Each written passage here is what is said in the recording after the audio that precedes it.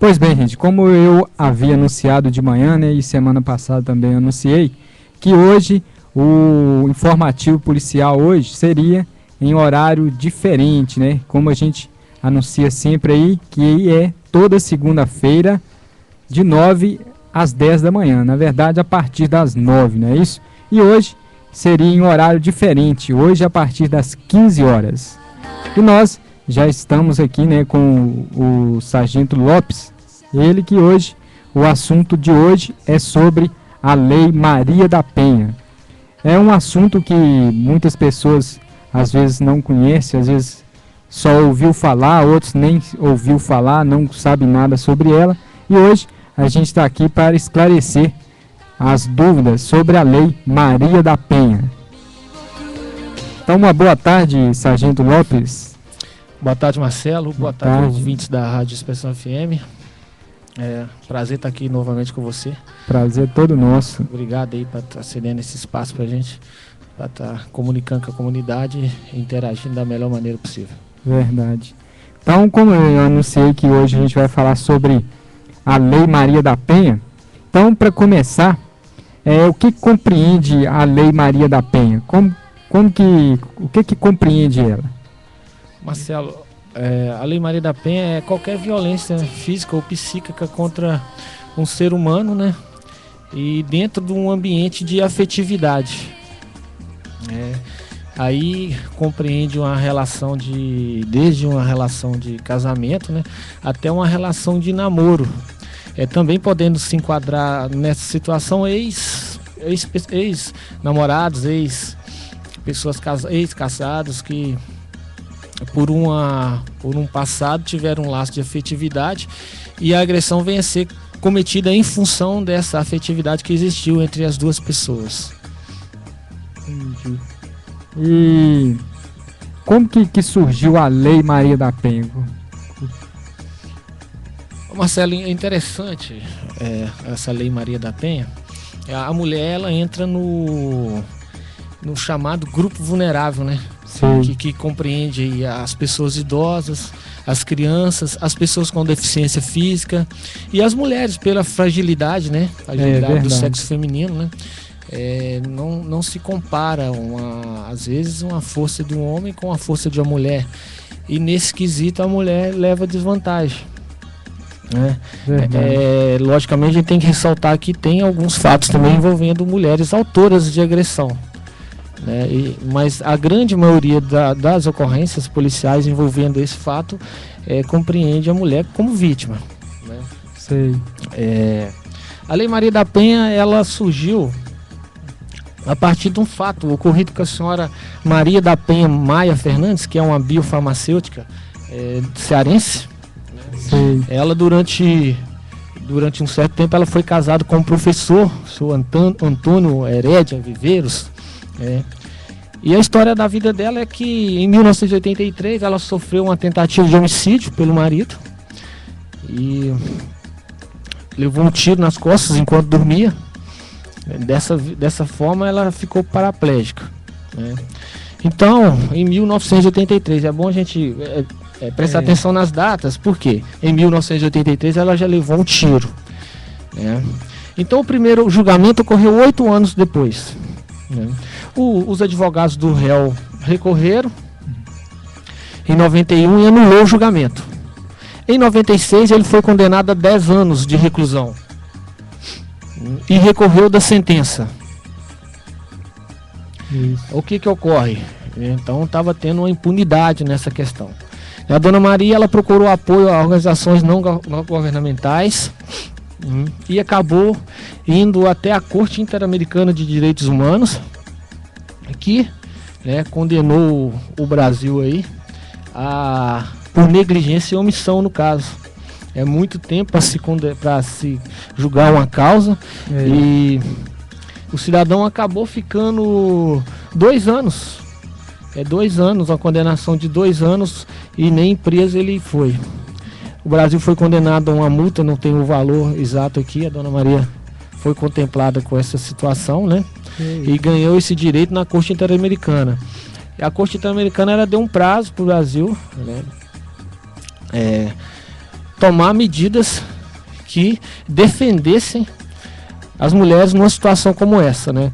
A Dona Maria da Penha, ela é a pioneira nessa lei. Essa lei existe, nós devemos à senhora Maria da Penha Maia Fernandes. Então, na época, pela lei do Brasil, esse crime ia ficar por isso, né?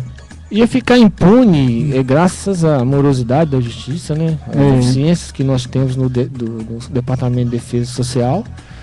E com o apoio da Corte Interamericana, como nós já citamos aqui, ela acabou prevalecendo a justiça. Ela, ainda que o cidadão ficou quase que impune, com a bandeira ela conseguiu ajudar milhares de mulheres aí, vítimas de violência pelo Brasil afora. E sem dúvida a Lei Maria da Penha é uma conquista para a mulher. E o importante é que, geralmente, pelo menos aqui no Brasil, as coisas levam nomes quando a pessoa morre, né? E a lei teve o nome dela e ela ainda é viva ainda, né? A Dona Maria, ela ainda está viva aí para contar a história da vida dela, para servir de exemplo para inúmeras mulheres que não têm a coragem de tomar uma atitude como ela tomou. Eu tenho que salientar, Marcelo, que na situação nossa aqui de Pingo d'Água hoje, né, trazendo para o nosso convívio aqui, nós também temos alguns casos aqui e a mulher, eu posso te falar com a experiência de quem vive isso aqui na comunidade. A mulher, a nossa mulher aqui em Pingo d'Água hoje, de todos os casos que nós encaminhamos para a delegacia, né, nós somos solicitados a intervir, vamos lá e efetuamos a prisão do cidadão. Nenhuma das mulheres que nós levamos até hoje, olha que eu estou aqui, tem 7 anos, né? A lei já tem um tempo bom, cara. E nenhuma quis fazer a representação na delegacia. Então a pessoa, ela tem que ter, primeiramente, coragem, né, de mudar a vida dela. Então em Pingo d'Água já houve casos que poderiam ter se enquadrado aí na Lei Maria da Penha, mas a mulher foi feito o enquadramento, né? Contudo, a autoridade policial, ela não teve como fazer o flagrante, né? É bom salientar que a Lei Maria da Penha, ela não se enquadra somente na questão da mulher, na relação de afetividade dentro do lar. Então pode ocorrer, por exemplo, de um filho para a mãe. Então quando eu falo de mulher, né, porque alguém pode me questionar, porque nós temos um caso aqui em Pingo d'Água de um filho, né, que de tanto agredir a irmã, que é deficiente física, e a mãe, que é uma senhora de idade, uma pessoa muito boa, por sinal, eles acabaram ratificando o flagrante. A mãe fez a representação e o rapaz, se eu não me engano, eu acredito que ele ficou 9 meses preso. Ninguém pagou a fiança para ele. E ele ficou lá refletindo um pouquinho sobre a atitude dele, né? E voltou e eu tenho feito algumas visitas nessas casas. E a resposta que eu tive da mãe é que nunca mais ele cometeu esse ato, não. Nós estamos aí vigilantes. E quais os tipos de violência que se enquadram nesta lei? Marcelo, a violência física, né? Qualquer agressão direta do agressor contra a vítima, contra os entes queridos, né? Isso. E um fato interessante também, que não basta só a pessoa te agredir fisicamente, né? Não agredir o ente, a pessoa que está convivendo com ele lá, fisicamente. Tem a violência psíquica também. É uma agressão verbal, é uma ameaça, é gesto e postura agressiva do esposo. Isso constitui uma violência também, né? A violência socioeconômica, interessante, né? Tem maridos que privam a mulher de ter o mínimo para ela conseguir sobreviver, né? O sujeito, ele tem a capacidade de sair de dentro de casa, de gastar com bebidas, com jogos, mas ele priva a família de alimentação, ele priva a família de vestuário. Isso também constitui uma violência, né? O abandono e a negligência, né? Nós temos pais aí que têm filhos que simplesmente deixam os filhos à sorte da sociedade. Então a violência psíquica enquadrada nesses pontos que eu falei, sim, a agressão verbal, a ameaça também. Você entendi. Então aquele que às vezes ele valoriza mais aquela branquinha ou amarelinho que é a cerveja, aquele pai de família que só fica no bar e às vezes deixa faltar as coisas dentro de casa, então também enquadra também, né, que é a violência psíquica. E quais as consequências psicológicas? Se você for num lar, né, numa casa onde tem esse convívio de violência da Lei Maria da Penha, baseado no que a gente está tratando aqui, Sei. você vai conhecer um filho, uma mulher, né, um avô, uma mãe, com medos sem fundamentos, Sei. com perda de autoestima. As pessoas às vezes têm distúrbio de comportamento. Você chega perto de uma mulher já calejada pela violência, você sente nela que ela tem problemas de comportamento, tem medo às vezes de conversar, de expor seus problemas, né? Às vezes as pessoas nos relatam que perdem o sono à noite, né? Fobia é um temor do marido estar ali chegando embriagado e agredindo, né? Comportamento autodestrutivo, chegando ao ponto da depressão, né? De vontade de autoextermínio. A mulher se cansa de tanto sofrer e não vê uma saída para a situação dela, né? E essa lei veio para tentar ajudar essas pessoas que convivem com isso, mas para isso elas também têm que querer serem ajudadas. E o que você acha que leva um infrator a cometer o crime? Marcelo, tem pessoas que nascem com a agressividade natural, né? Tem pessoas que isso é difícil. É difícil até de explicar por que isso, né? Tem gente que tem a necessidade de manter poder e controle sobre a vítima, né? Desconfia-se de tudo, priva a pessoa às vezes de sair de casa, de frequentar determinados ambientes. Não, minha mulher não vai em tal lugar porque para mim não serve, eu não deixo. Essa pessoa, às vezes ela tem vontade de ter esse convívio social porque a minha relação com a minha esposa, o mundo dela não gira em torno de mim e ela não. Ela tem pessoas que gostam dela, tem amigas que eu não tenho que questionar as amizades, ela tem que respeitar o meu espaço, né, fora de casa, dentro de um respeito que a gente tem que ter, e ela também tem que ser respeitada, e isso acontece muito. Um fator primordial aí na violência doméstica, né, que eu acredito que seja 90% dos casos, é o alcoolismo, o uso de drogas e álcool. Em sã consciência, a maioria das pessoas não comete esse crime. Mas quando está sob o efeito de álcool, sob o efeito de drogas, é comum. O sujeito, depois, passado esse período aí que está transtornado, ocorre um arrependimento. E nesse arrependimento a mulher costuma dar a oportunidade. Aí dá uma oportunidade, tranquilo, a gente respeita isso. E dada a oportunidade, às vezes, na maioria das vezes, o homem volta a cometer o crime novamente. E em Pingo d'Água, existem muitos casos em Pingo d'Água? Tem acontecido?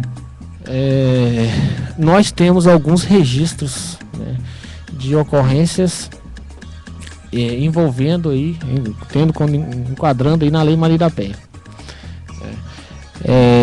Nós não vamos colocar como uma situação fora de controle.